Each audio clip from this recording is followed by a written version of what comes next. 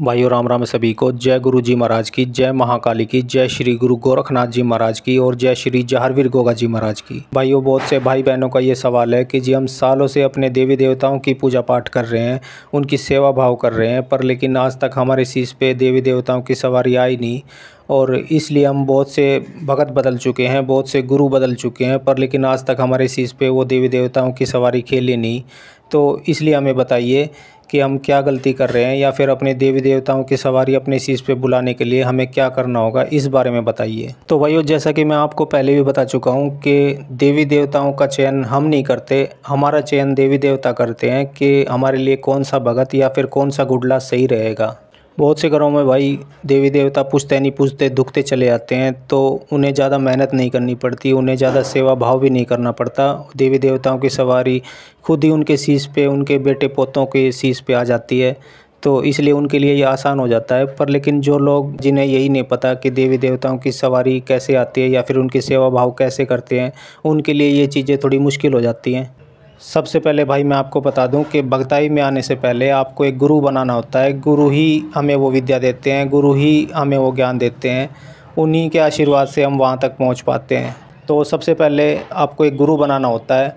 अगर किसी का गुरु नहीं है और वो फिर भी सेवा भाव कर रहे हैं, आने को तो सवारी आ जाती हैं, पर लेकिन उनके साथ भाई रोग भी चल देते हैं, जिसकी रोकथाम गुरु करते हैं।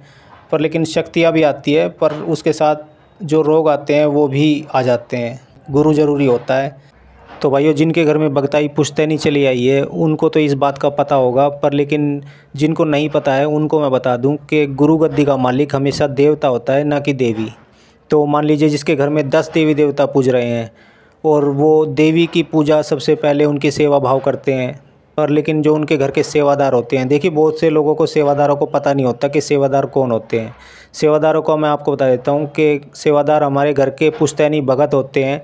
जैसे आज हम भगताई कर रहे हैं तो भाई जो हमारे बड़े बुज़ुर्ग थे वो ही सेवादार बनते हैं, तो सबसे पहले उनको मनाया जाता है। जो बिना सेवादारों के पूजा करता है तो सेवादार कई बार अड़ जाते हैं, वो ही शीश पे पहले आना चाहते हैं। उनके हाथ में हमारी पूरी सोच होती है, वो जिसको चाहे आगे कर सकते हैं और जिसको चाहे पीछे कर सकते हैं। काफ़ी लोग भाई ऐसे करते हैं कि सीधा देवी की ही पूजा पाठ करने लग जाते हैं, माता काली की हुई या फिर जो भी उनकी दुखंतर देवी है, जो दुखने पूजने वाली माताएं हैं, देवियां हैं, उनकी पूजा पाठ करने लग जाते हैं। पर लेकिन सेवादार जो पहले आना चाहते हैं, सेवादार ही हमारे घर की सोच के मालिक होते हैं, सबसे पहले वही आते हैं। या फिर किसी के घर में दादा बावरी पूज रहे होते हैं, सबसे पहले बुलाए जाते हैं, उन्हीं की सेवा की जाती है, वही हमारी सोच के मालिक होते हैं।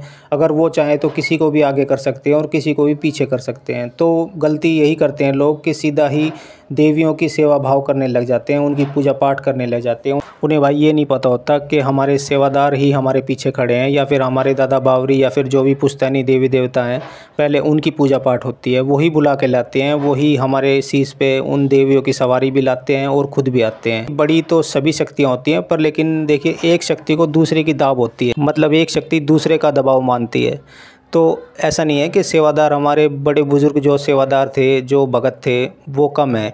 देखिए चलती उन्हीं की है, क्योंकि हमारी तरह वो भी पूजा पाठ करके चले गए और वो देवी देवताओं के सबसे ज़्यादा टच में रहते हैं, वो उनकी शरण में चले जाते हैं। तो हमें कोई अगर बात बोलनी होती है तो हम सीधा देवी देवताओं को नहीं बोलते, हम अपने सेवादारों को या फिर जो हमारे कुल देवता हैं उनको बोलते हैं। क्योंकि वो हमारे देवी देवताओं, जो हमारी देवियाँ होती हैं, माता काली हुई या फिर पाथरी वाली हुई या फिर जिसके भी जो देवियाँ पूज रही हैं, उनके टच में होते हैं और वही हमारी बात उन तक पहुंचाते हैं। तो सबसे पहले हमारे सेवादारों की, या फिर भाई जिसके घर में दादा बावरी पूज रहे हैं, उनकी सेवा भाव पहले होती है। किसी का हुक्का लगाया जाता है या फिर किसी का जैसे भी सेवा भाव उनकी पुश्तैनी चली आ रही है वैसे ही की जाती है, तो वही सेवा भाव पहले होता है उनका। और भाई जैसे कि मैंने आपको पहले बताया कि देवी देवताओं का चयन हम नहीं करते, हमारा चयन देवी देवता करते हैं। जिस पे अगर देवी देवता रजू है, उसको छोड़कर अगर दूसरे को भगत बनाने की सोच रहे हैं तो देवी देवता उस पे बहुत ही कम आएंगे या फिर रुक कर आएंगे। फिर जिस भी सेवक के ऊपर देवी देवताओं का आशीर्वाद होगा, उनकी सवारी आने का आशीर्वाद होगा,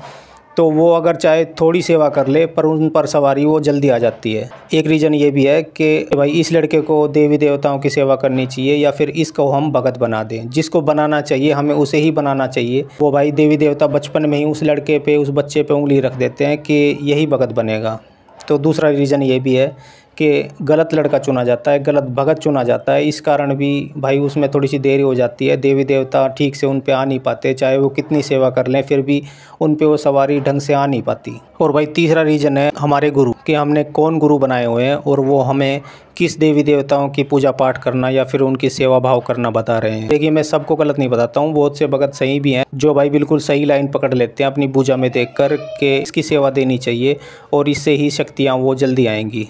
तो गुरु की भी कई बार ऐसे कमी हो जाती है। सारा दारोमदार होता है वो देवी देवताओं पर ही होता है। देवी देवता को अगर लगेगा कि ये गुरु हमारे लिए सही है या फिर इसको हमारी लाइन का पता है, हमारे पूजा पाठ का पता है कि हम कैसे दुखते हैं या फिर कैसे पूजते हैं, वही गुरु उस गुटले को वो चयन करके देते हैं। लोगों के 20 साल 25 साल या फिर 30 साल लोग गुजार देते हैं सेवा भाव में, पर लेकिन वहाँ तक नहीं पहुँच पाते, इसलिए वो बार बार गुरु बदलते रहते हैं। देखिए गुरु तो हमेशा एक ही होता है और एक ही गुरु के साथ ही हम जीवन भर चलते हैं। तो भाई उस गुरु को ये पता नहीं होता कि इस गुडले के शीश पे सबसे पहले किसकी सवारी खिलानी है या फिर किसकी सेवा इसको देनी है। तो सबसे बड़ा रीज़न ये भी हो जाता है कि भाई हमारे गुरु हमें वो बता नहीं पाते और इस कारण हमें वो देरी हो जाती है। हम सालों से उस चीज़ में लगे रहते हैं, सेवा भाव में लगे रहते हैं, पर लेकिन वहाँ तक पहुँच नहीं पाते। देवी देवता की सवारी ना आने का भाई एक रीज़न ये भी होता है, एक कारण ये भी होता है कि हो सकता है हमारे शीश पे हमारे घर में कोई नेगेटिविटी, कोई नकारात्मक ऊर्जा है जो हमें हमारे देवी देवताओं को आने नहीं दे रही, या फिर हमारे मन में हमारे दिल में अपने देवी देवताओं के लिए वो जो इच्छा है, वो जो सेवा है वो जागृत नहीं होने दे रही। तो कई बार ऐसे हो जाता है कि भाई जो नेगेटिविटी है, जो नकारात्मक ऊर्जा है वो भी सबसे पहले आ जाती है और वो नहीं चाहती कि इनके शीश पे वो देवी देवताओं की सवारी आए या फिर ये गुडला, ये सेवक वहाँ तक पहुँच पाए। अगर ये वहाँ तक पहुँच गया तो हमें इसका शरीर भी छोड़ना होगा और इसका घर भी छोड़ना होगा। तो नकारात्मक ऊर्जा भी, वो नेगेटिविटी भी इस चीज़ में अड़चन डालती है। एक कारण ये भी होता है कि बहुत से घरों में मैंने देखा है कि जो पुश्तैनी भगताई चली आई है, मान लीजिए किसी के दादा भगत थे, फिर पिताजी भगत हुए, अब वो पिताजी अपने बेटे पे हाथ रखना चाहते हैं, उस लड़के का, उस भगत का गुरु बनना चाहते हैं और उन्होंने उसके ऊपर हाथ भी रख दिया, पर लेकिन वो देवी देवताओं की सवारी आई नहीं। तो ऐसा नहीं होता कि हर पीढ़ी में ऐसा चलता रहे। देवी देवता हो सकता है अपनी नई पीढ़ी में कोई नया भगत, कोई बाहर का गुरु ढूंढना चाह रहे हैं।